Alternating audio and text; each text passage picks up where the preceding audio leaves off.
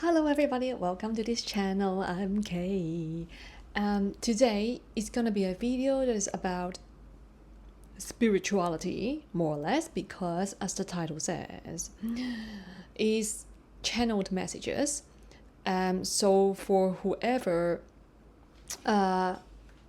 is not very familiar with what channeled messages are, they are basically messages from your higher minds or say higher powers. Okay, so me would be taking the role of a spiritual conduit, okay, and to channel in or say download in the information, aka messages for you. So if you come across this video is timeless, so meaning if it's 5 years later you come across this video or 10 years later, it doesn't matter. If the message is meant to find you, then it's for you, okay?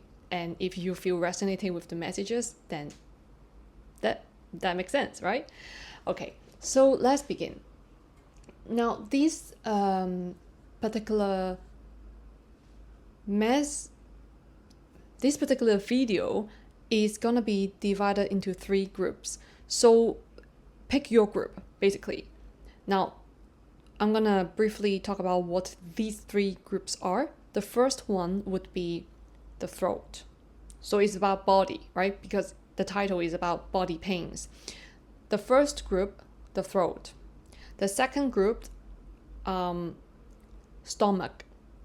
The third group, hip, your hip area. So if you have been having certain jaw pain or jaw tension, or sore throat, or even chest.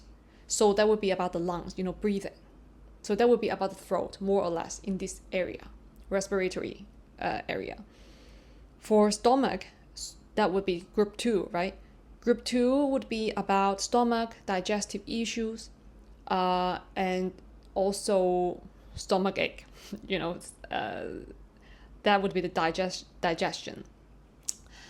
For group 3 would be hip. Hip is about your mobility, your pelvis, your pelvic bone, and also your legs.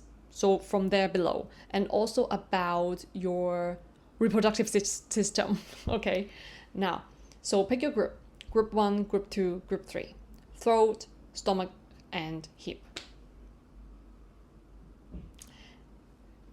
You ready? Okay, so I'm gonna be directly downloading the information, and I'm not gonna use any object or any card or anything. All right. So group 1, you chose throat, right?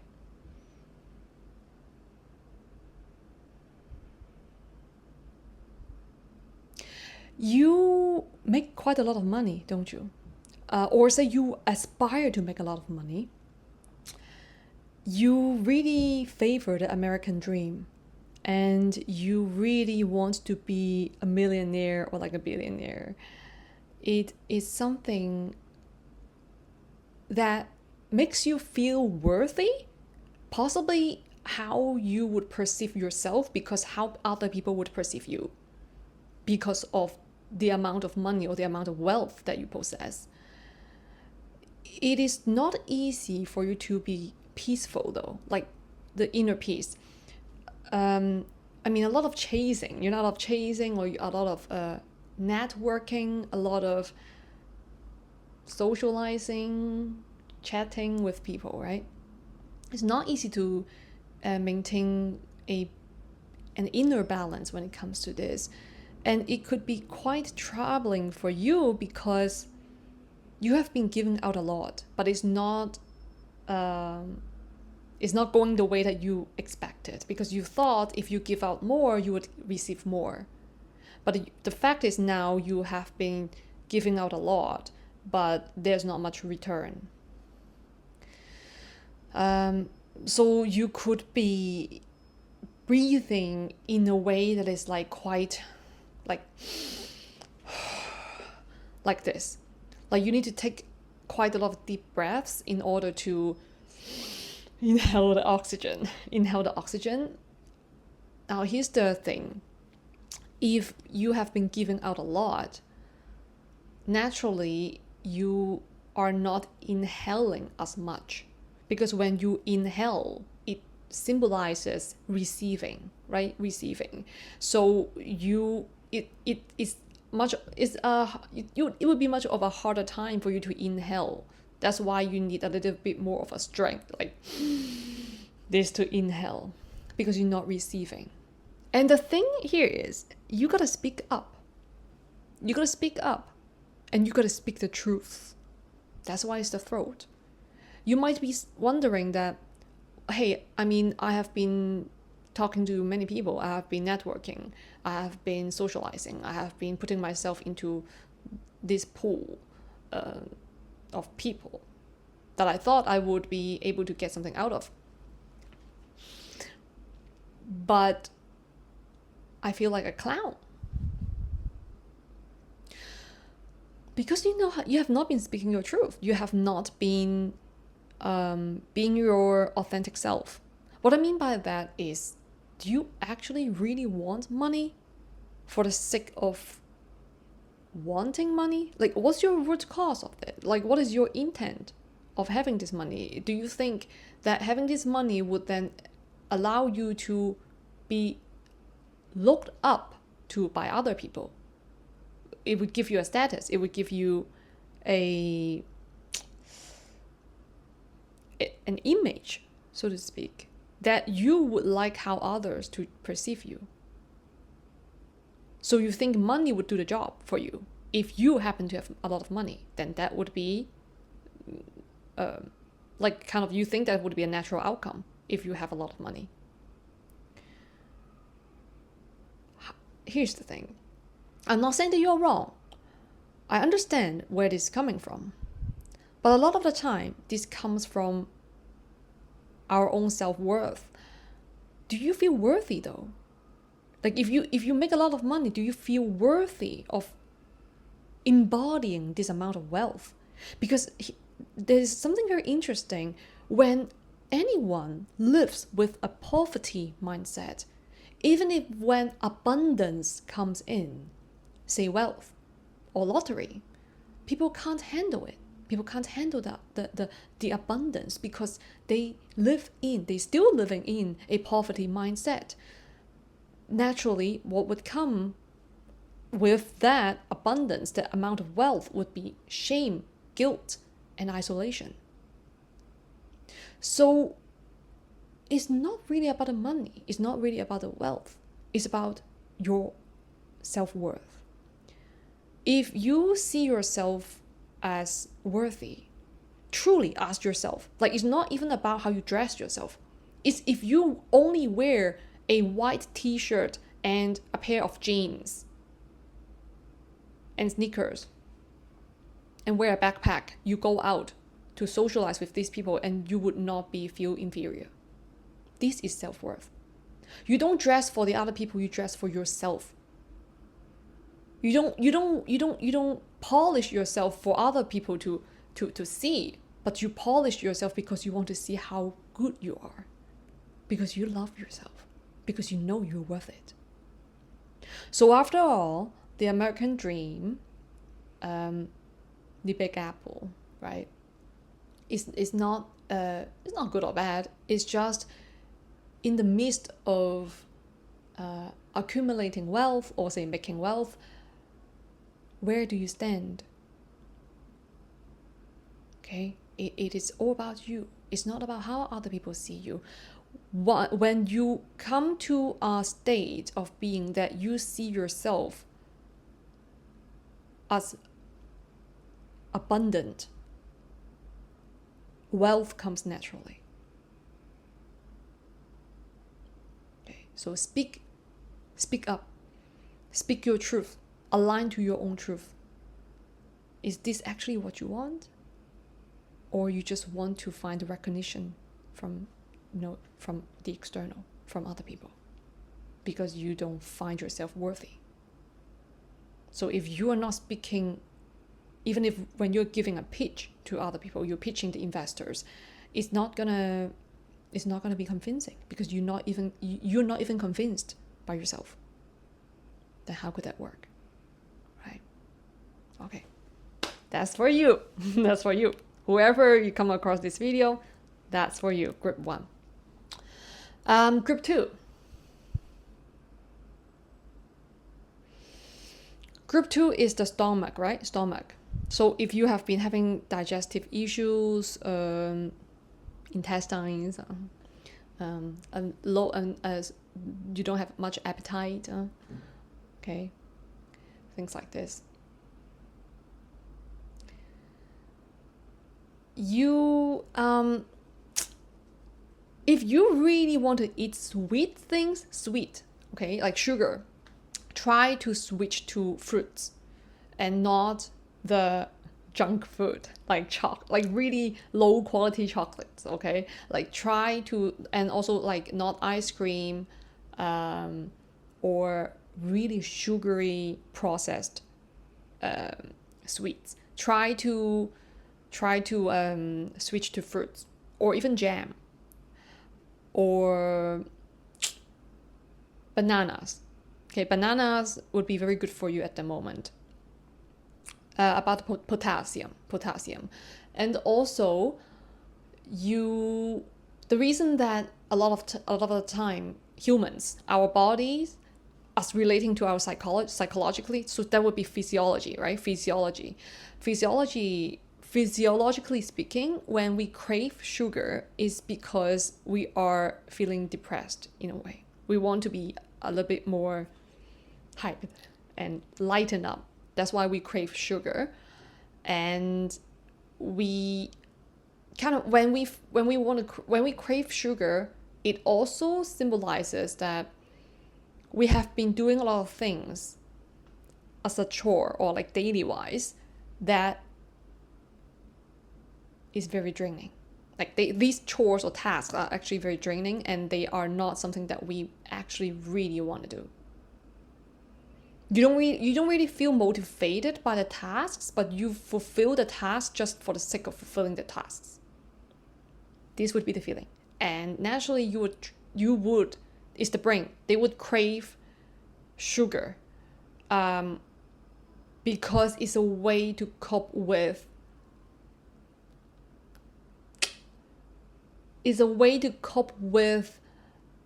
the amount of joy that is unable to be fulfilled during the performance of those tasks.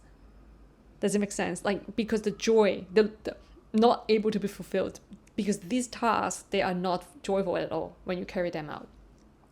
So it's kind of like a compensation.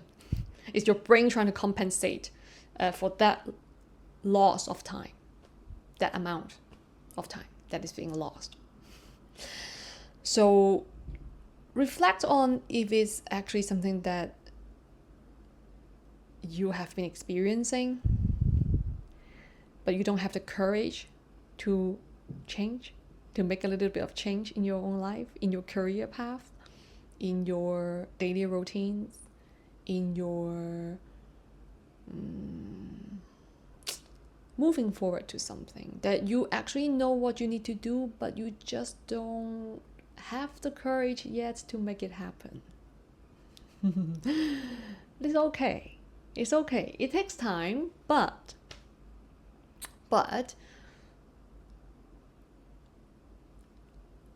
overeating or undereating is not good for the body. It's actually telling us that you might want to do something about it. Like that thought exactly in your mind right now, that person, that conversation that you need to actually,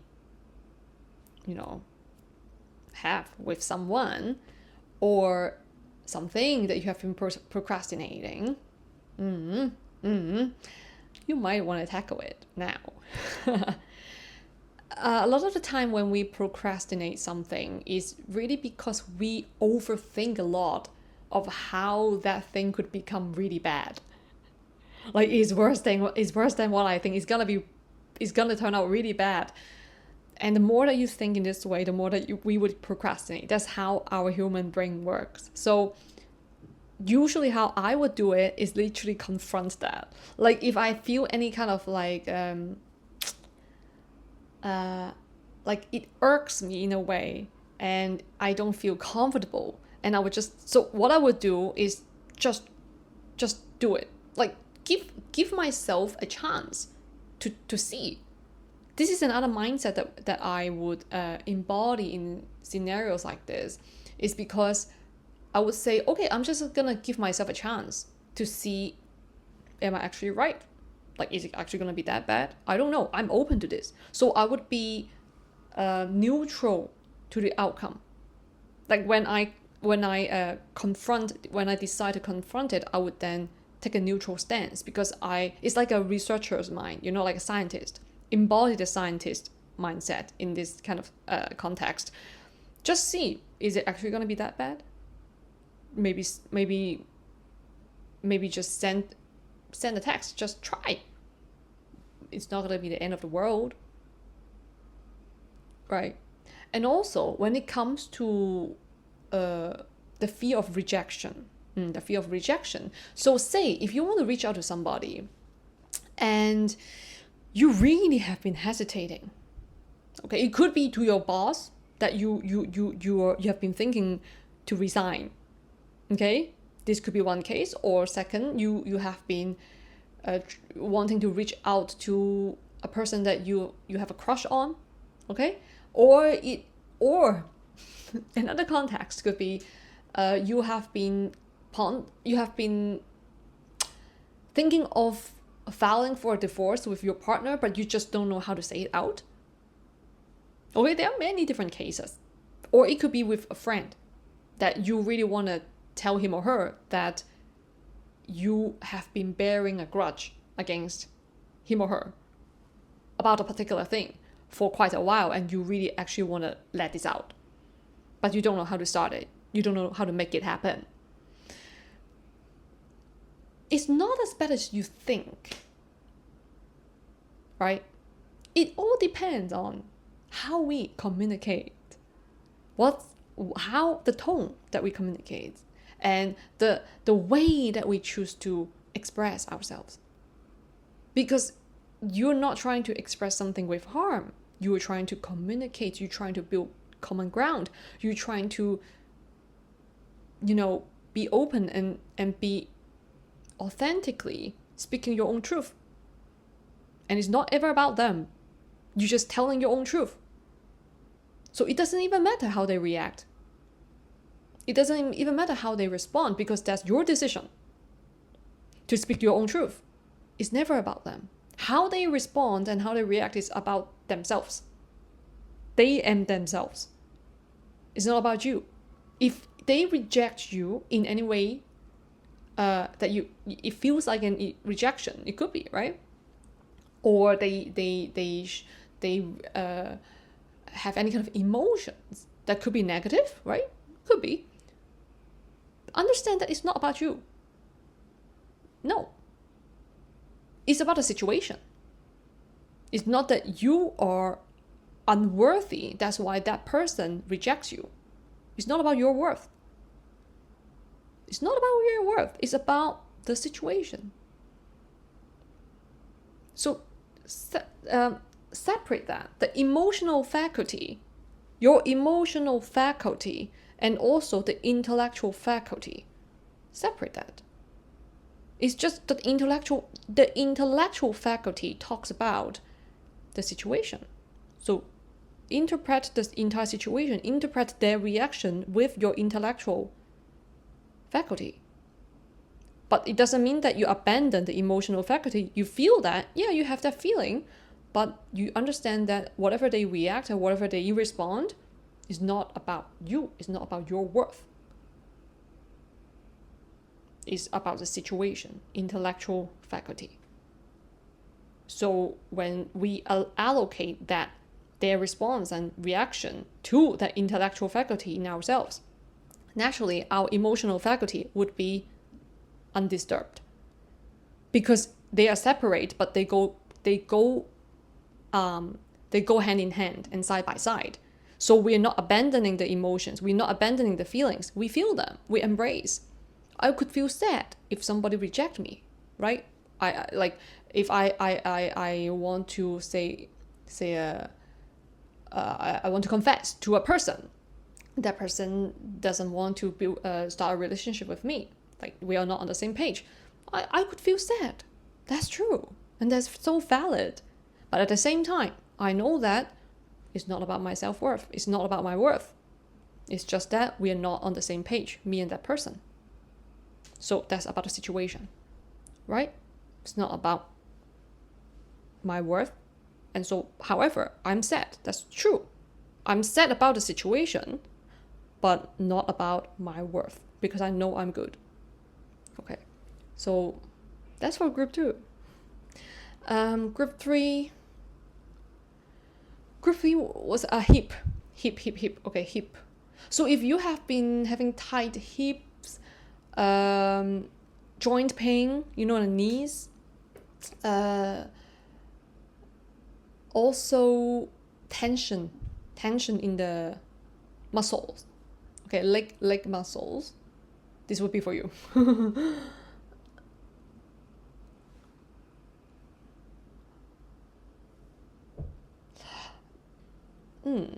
Okay, so if have you been very calculating, like do you calculate a lot? You could be an accountant, or you could be very sensitive to numbers. You could be very sensitive to numbers, or you could be very sensitive to data. Okay, so that would be part of it.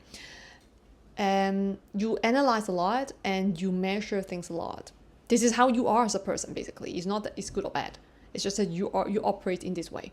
So you think in a very mathematical way, or say you think in a very systematic way. This is how you are as a person. And that may be something that you can take note of, which is just give it a little bit more space in between the marking of the ruler. The ruler, a ruler has the markings, right? So the more markings it has, it means it's more accurate in a way, right? So maybe what you're going through right now is that you are very stubborn a little bit on something, because you really scrutinize into things a lot. So that's why I said maybe you can kind of give a little bit more space in between the markings on the ruler. Yeah, it doesn't have to be that accurate. It can be a little bit more ambivalent. Ambivalent, okay? However, maybe you are not the kind of person that favors ambivalence. You don't like uncertainty. But it's all right. Okay, I know not everyone can handle or bear with a huge amount of uncertainties, but sometimes uncertainty could be really good. Uncertainty could also mean surprise, right? Okay, so surprise is unknown. So if you don't let go of a little bit of accuracy, or say predictability, how could you let the surprise to surprise you? You never know. So if we live in a way that we always like to have things our way, we like to have things predictable, say in a routine, or in a way that to make things our way, be it arrangement-wise or organized or people, and you have to behave in a way that is in accordance to how I expect. This could be of a CEO, this could be a mother, this could be a father, it could be a teacher, it could be a boss, like a manager, right? So it can be in many different kind of contexts. However, sometimes perfection have different levels of interpretations. But it's not even about levels. I think I used the wrong word. It's not as what I was trying to say, trying to express. What I'm trying to convey is that perfection can be interpreted differently. It doesn't have to be perfect, like 100%. So for some people, 60% is already quite perfect. Now for some people, 80 is perfect. Now for others, 95 is horrible. I fail. Because to them, 100, only 100 means perfection. So you see, it can be really different when it comes to different people. So what does it mean? If you like to use the ruler to measure things, everyone has a different ruler. So your ruler has a lot of markings. Very, very detailed, very, very refined, very, very accurate. That's good. Now for another person, maybe your colleague, he or she has another ruler, his or her own ruler. That doesn't have that many markings, just like the one that you have. Much less. So evidently and also naturally, he or she would not perform the way that you expect because you guys have a different kind of ruler. Right? So that, what does it mean? It means a different kind of interpretation to perfection. It's just a different standpoint, just a different way of doing things, just a different way of interpreting perfection. So if we are very stubborn when it comes to having people to do things in our way, it can create quite a lot of conflict, isn't it? Because every one of us has a different ruler. So it's not about asking another person to abandon their ruler. Maybe it's more about understanding each other's, one another's ruler, and just make it work. And so the hip would be a little bit less tense. Okay, the mobility would be much more flexible because now the spacing in between the markings on your ruler is much more spacious. Okay, so these will be the messages for all three groups, and I hope you have a wonderful day. And I will see you in the next one. And thank you so much for your support, patience, and what's the last one that I always say? Your support, patience, and your time. Yes. So if you love this video, you find it resonating, please give it a thumbs up so I would know that you received the message. All right. So I'll see you in the next one. Have a great day. Bye bye.